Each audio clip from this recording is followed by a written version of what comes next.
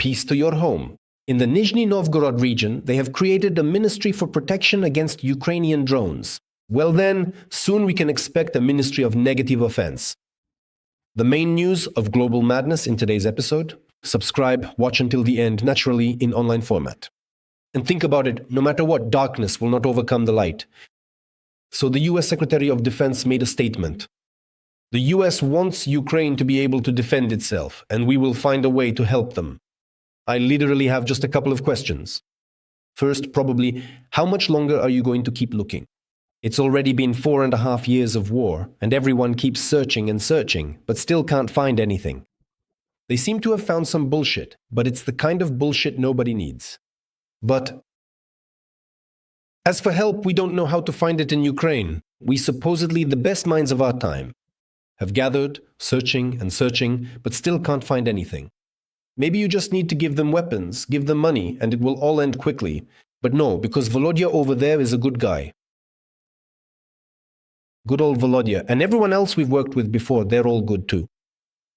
The USA, well, let's put it this way, for now it's just some tough but knowledgeable journalists writing about this. The USA is considering promoting Orban to a high-ranking position in the United Nations, which would grant him diplomatic immunity from prosecution in his homeland. Look, what an interesting thing this turns out to be. I remember that Donald Fredovich Trump himself and his entourage harshly criticized the United Nations for its inaction. Even some of their, it seems, what are they called? Committees were being shut down, funding was being cut, and now, bam, that trash heap comes in handy, which, apart from expressing concern, can't really do anything else. You know, like a worried gorilla running around its cage, everything's going to hell, but it just keeps running. Worried, because it can't do anything else. The UN came, took a look, oh, they're bombing Ukrainian cities. Well, what can you do? They're bombing. Then they themselves got bombed. Just the other day, a Russian drone flew in. Cars, I think they belong to the UN. So what? They expressed their concern, and that was it. But now they needed a dumping ground. For what? To shove their lackeys in there so they don't get sentenced. Well, let me tell you, you know what the difference is here? One of them salts his own people in Rostov, stacking them up in piles. And this one shoves them into the UN. Well, that's still better than just eking out some kind of miserable, incomprehensible life. If Ukraine tries, here's a news item I came across, Medvedev. If Ukraine tries to strike the Zaporizhzhia nuclear power plant, we will destroy all nuclear power plants in Ukraine, declares Dmitry Alkogolovich. Medvedev. Literally, a minute later, the next news item pops up. I'm thinking, why did I come across this? The Russian Federation accuses Ukraine of striking the Zaporizhzhia nuclear power plant. A hole appeared in the nuclear power plant. A UAV hit the machine hall building of power unit number 6 at the Zaporizhzhia nuclear power plant. Ukraine interprets these statements. Well, obviously, how does Ukraine interpret it? As yet another provocation by the Russian Federation. Here's the question. When you scream, if you are us, and we will do this to you, because then bam, and they are us. What to do? Some kind of reaction is needed. And we, thinking people, are tormented by vague doubts. Comrade Xi, isn't this a provocation by the Russian Federation? Look how convenient it is. Launched, fired, but who will check? Will he come himself or will they send Vitya Orban? Look, Vityushenko, look at what these damned Ukrainians are doing. Look, they just won't let us, the Russian liberators, live in peace. Well, Vityusha, Orban will come, swing a kettlebell, croak like a frog, take the money, write whatever is needed, and everything will look nice. A statement, when things like this happen, Dmitry Alkogolovich and Medvedev, it means something is being prepared. A large-scale provocation in which Ukraine can easily be blamed. They caused that flood in Zaporizhzhia, when villages ended up underwater. So what? Where is he? Where are all those concerned, the half-concerned ones? We were thinking about beatings and all that, but in the meantime, the Saratov oil refinery is on fire after explosions. Like this.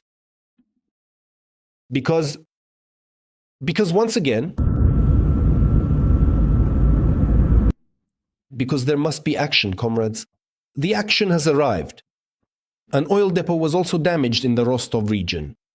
Look, this one says, if you target our Zaporizhzhia nuclear power plant, we'll do this and that to you. But then, bam, Ukraine continues its systematic, methodical work to wipe out oil refineries, with one clear goal, so that the Russian Federation has less money for missiles and war. Yes, everyone understands perfectly well that the money for the war will go there first and foremost, and secondly, to the riffraff.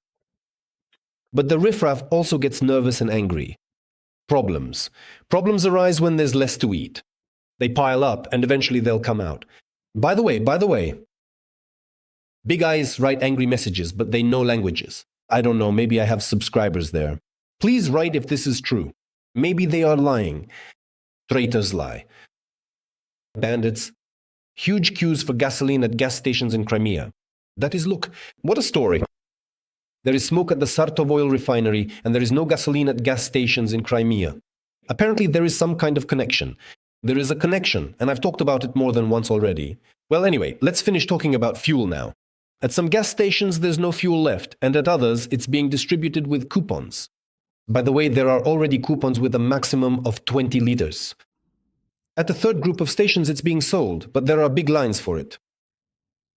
The situation is getting worse after we already discussed it, when it turns out that rear areas are being shelled. It seems like they're not rear areas, but in fact the rear areas are being shelled. That's why we actually need to create a lot more ministries. For example, the Ministry of Protection from Ukrainian drones, the Ministry of Negative Offense, and now the Ministry of Rear Victory. And a whole lot of other very interesting things that would help people get through the turmoil and feel great. And then there are the nighttime UAV attacks. But these are already being launched, let's say, by the Ukrainian army. In order to have fewer oil refineries, fewer factories, and so on the territory of the Russian Federation, less desire to fight and think about some strange country, Ukraine, which they couldn't take in 2 to 3 days, so that they would finally start dealing with their own pigsty. When the time comes to deal with their own pigsty, then thoughts of greatness and helping the Russian-speaking population of Donbass won't even cross their minds. Oh, what's going on here? It's because of the drones. All airport operations over Munich were completely suspended. Whose drones are these? How did they get there? From whom? To where? No one knows? The Russian Federation or not the Russian Federation? Maybe they're Ukrainian drones? No one knows what kind of drones are flying over Munich. And who benefits from this? Honestly, I have no idea. We need to turn to the specially trained, properly placed Hungarian toads. They, of course, will say that. It's a provocation. A provocation by whom, apparently? Well, only Ukraine. So far, I don't see anyone else to blame, you know? I don't see anyone else yet. Although those who have at least some sense understand perfectly well, this is yet another test. To see how far things will go. You see, do you understand what the situation is? So Ukraine launches swarms of drones, and at the same time, airports are being shut down and closed in the Russian Federation. But at the same time, some of our guys, they're not fools, not at all. They understand like, oh, this whole thing works both ways.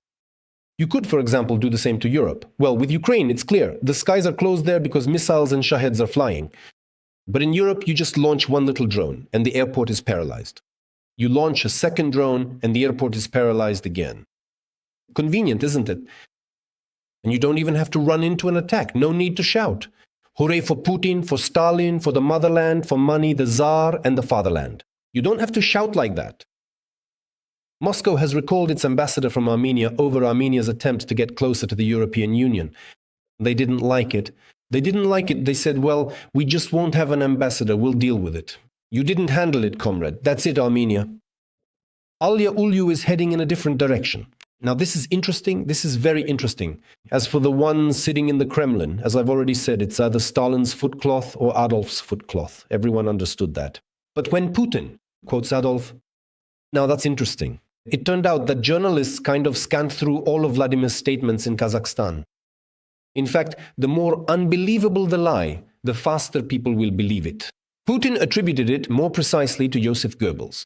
However, in fact, this is all that is indicated by the author Adolf, who used it in his book, My Struggle.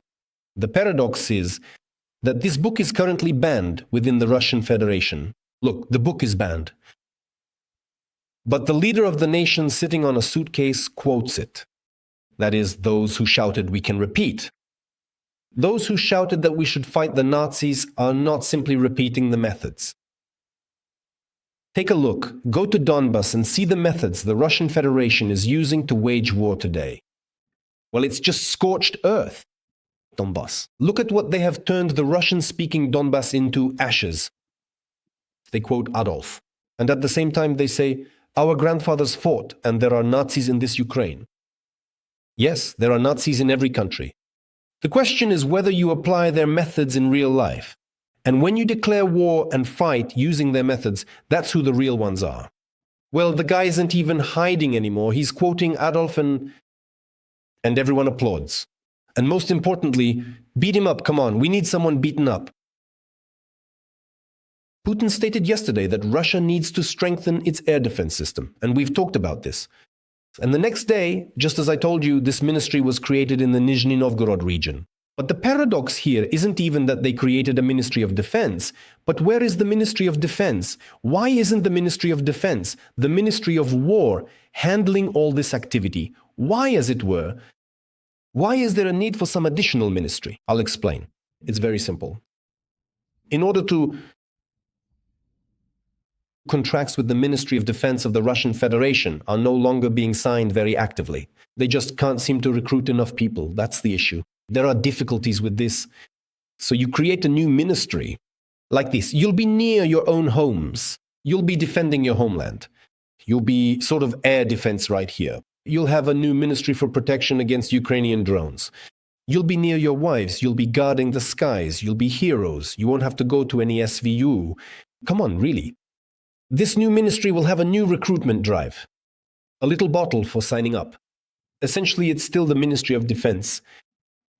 And if you do well here, then they'll find a use for you a bit further on, as they say. So, but that's not even the main thing. The main thing is you can siphon off some money. Can you imagine? You're creating an entire new ministry. You have positions. You have offices. You have like equipment you can splurge on. There's room for people to go all out, but that's for later, you know? And when you're living it up, just recently, I had a little house on Tverskaya. Igor Yunya, Strelkov, GIRKIN. Just look at what he's doing, what that bastard is up to. Look at what he's writing. He admitted that the Russian version of the explosion at the Starobelsk college. Not everything is so clear-cut in that version. And he hinted that, in fact, there weren't just students there, since he had seen that college before. What can be said here? You see, when we talk about this, well, what is there to say? Enemies obviously are sowing discord. But you can't really say that Igor Yunya is one of our own anymore. He's sitting behind bars. I think he's planning and dreaming of getting out and taking a position. A respected position, as Viktor Pavlovich used to say, an antibiotic in our city. He does have such plans. Something tells me so. Why is he talking about Starobelsk like that? Apparently he wants to attract some kind of electorate to himself. With the truth. Because it is the truth. We all understand perfectly well. There were drone operators sitting there. They were sitting in those colleges. Putin said it honestly himself. We will hide behind women and children. And we will fight against women, the elderly, and children. That's exactly what they're doing today, those bastards. In Ukraine, launching rockets, fighting against women, the elderly, and children, hiding. At the same time as in this case, they were hiding behind college students, women, and teachers. But there were drone operators sitting there. And it was hit because it was a legitimate military target. And Igor, well, of course he was there. He saw all those soldiers. He understood who was stationed there, who was coming there, and what they were doing there. Yes, you can tell idiots something else on Channel 1, but he understands how things really are. In reality. Italy will send about 100 military personnel and several fighter jets to Romania, writes La Repubblica. According to the publication, the military will be training the Romanian army in light of the incident with a drone crashing into a residential building in Galați. There's one thing I can't understand. What exactly is the Italian army going to teach the Romanian army? Like what? How to collect debris when a drone lands on your territory.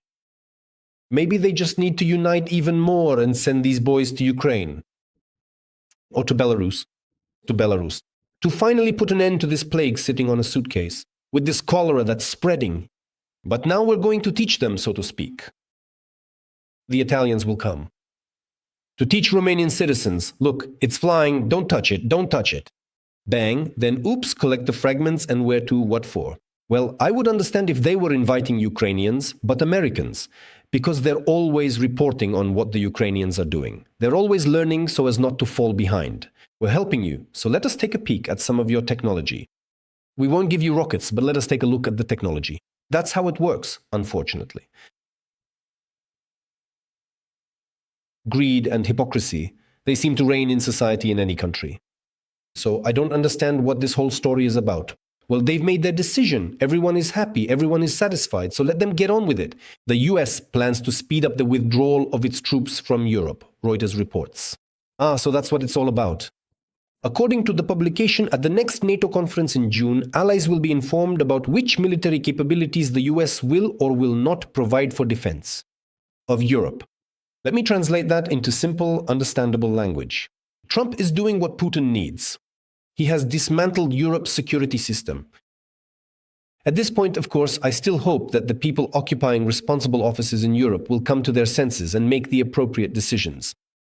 But what the comrade in the non-rectangular office is doing today, as he dismantles the security system, is something you really have to look for. He made it perfectly clear. There will be no Article 5. Go to hell. Secondly, he says, we're even pulling out our own army. There won't even be an army in Europe. Defend yourselves however you want. On the one hand, someone might say, well, what's wrong with that? That's your problem. Russia is nearby. You need to use your brains. You need to think. You need to increase your armaments. You need to build factories. You need to create an army and think for yourselves instead of relying on the United States. And at the same time, it's simple. Oh dear, oh no. On the one hand, yes. But on the other hand, there are other processes behind this. So why were you acting like the world's policeman then? What kind of America great again is that? America great again. That happened after World War II, because the war was far away and they could profit from it. They made money. They became great again, became a powerful army. That's really how it was. And when you protect Europe, people see you as the world's policeman. You can actually make decisions in this world. When you can't even pull out a cork, in one place. I'm talking about the Hormuz Strait. They've managed to do it there now. We'll talk about that in a moment. So what is it then? Great again? There's nothing great again about this. Here, it's like you're just abandoning all your allies. You're giving up everything you can. And you know how? If you were abandoning Europe, but at the same time still solving problems around the world. You're abandoning Europe, you're abandoning Ukraine, you're abandoning Taiwan, and the Iranians have given you a beating with such partners. I feel sorry for this America. I feel sorry for this America. I want America to be great again. But America, in all this mess, is turning into not great again. It's turning a bit into something with a shade of Putin's suitcase. Well, forgive me, I just say it as I feel it. Everyone in NATO needs to finally start taking this seriously. He declared, now that's closer to the truth. This was stated by Polish Prime Minister Tusk, commenting on Medvedev's words. Before this, no one took it seriously, and honestly, I was guilty of that myself. Poland, the Baltic countries, now Romania, there are more and more Russian provocations. Yesterday, former Russian President Medvedev stated that the peaceful sleep of EU citizens is over. He added, well, listen, the first in line to wake up is Poland. Of course, they should have woken up long ago when all this was happening in Ukraine. But there, it was something about grain. The Ukrainians weren't transporting it the right way. So in general, they're just annoying, those Ukrainians. Annoying, yes, I get it. And there were some problems. And now they're looking and thinking, oh, well, those Ukrainians have dug in, stood their ground, and won't let anything else through. But what if they go around them? And what about the Baltic countries? What about Poland? What will happen next? And that's why sort of Prime Minister Tusk has woken up a bit and says, wait a minute, yes, they're openly declaring it. I don't think he was watching the channel, that's what. Probably his people brought him some files. Look, he's openly declaring it. He's going to go ahead. They will go ahead because they won't have any other choice. You either build a normal life in your own country or you expand and destroy. You bring neighboring states down to your own level of filth. It was the same, as I've said more than once, with the Soviet Union. You either expand or you die. It's exactly the same with Russia today. You either expand or you die. A state within those territories, within those borders that exist, with all the propaganda, with all this mob filth. That's how it works, comrades. And that's why the Prime Minister says, comrades, it's time to wake up. They are talking and they might go ahead. Well, Trump announced the lifting of the US naval blockade in the Hormuz Strait. Ships stuck in the strait can begin to return, and any remaining mines must be destroyed. Honestly, I didn't understand. If the US lifted the blockade, well, it was Iran that should have lifted it, not the US. Or was it the US that imposed the blockade and now ships can pass through? But what if Iran starts firing at these ships? To be precise, nothing is clear from this news. Just like in principle in all of geopolitics, nothing is clear. They say, we unblocked it. And what does Iran have to say about this? What do they say? And what if they block it again? What then? America great again. We're not protecting Europe. We abandoned Ukraine. We gave up on Taiwan.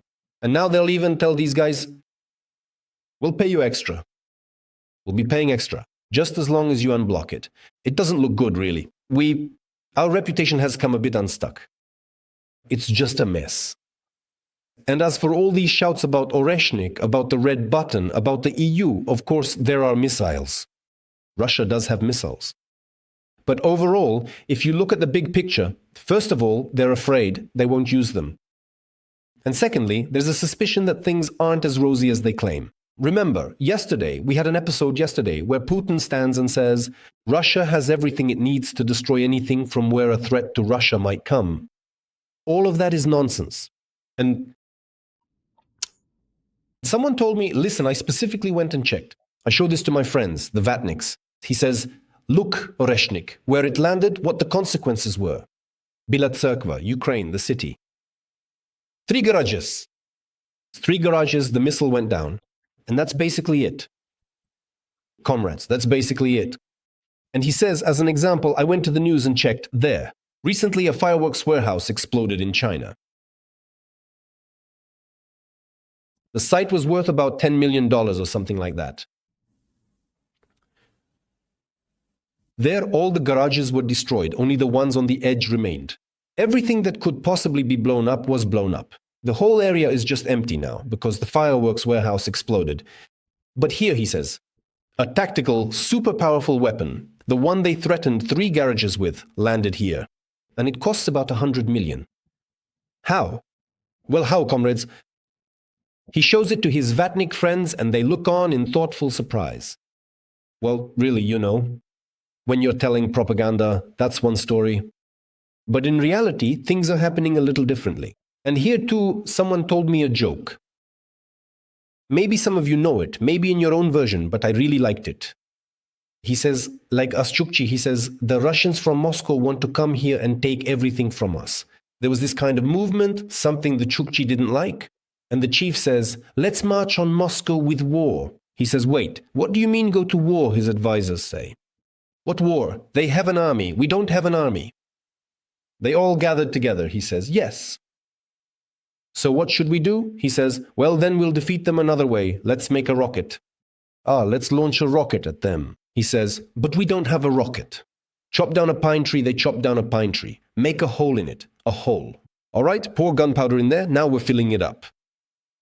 They took apart all the rifles, poured the gunpowder from the cartridges in there. The leader stepped behind a hill with his entourage, while everyone else stayed by the rocket. He says, light it. They lit it, and of course, you understand, it all went off with a bang. They were blown apart. Half of that army was gone. And this one is sitting behind the hill and says, can you imagine? Cool, he says. Damn, can you imagine what's happening in Moscow right now? That's exactly how Putin's people are planning to advance. This whole narrative about Oreshnik and how we're going to show them something big. So far, this is all they've managed to show. Veterans of the special military operation with samovar-like appearances and severe spinal injuries were given cars with the United Russia logo in the Moscow region. Although, I think that's exactly right, because it is absolutely vital that they should never forget who it was that turned him into a samovar. he should remember it always, he should know it deeply, and he should feel it within his soul, so that later on no one has any remaining questions. And when you're driving the car, it becomes clear that, oh, United Russia has certainly done its work. United Russia has worked on the whole country. United Russia has worked on many people. But it's not so obvious and clear everywhere. But here, as they say, the result is right in front of you. The samovar rolls across Russia, and everyone is supposed to be proud and stand in awe. And then the only question is, did you really need this? So why did you need this? Now you're sitting there half disabled for what? For the fact that they didn't even liberate Donbass, but rather completely destroyed it. But now at least there's a car. I'm curious, why didn't they buy a Lada before this? A white one? Ah, well, here's a white Lada. They should have bought it before. What's the point of giving it as a gift now? Basically, we're a bit confused now. Yesterday, of course, this news was making the rounds, but I didn't pick it up for some reason. And today I think, well, listen, this is already starting to smell like a monarchy. Dugin has been saying for a long time, and Mikhalkov too, that Putin should be a Tsar, and his children should be heirs.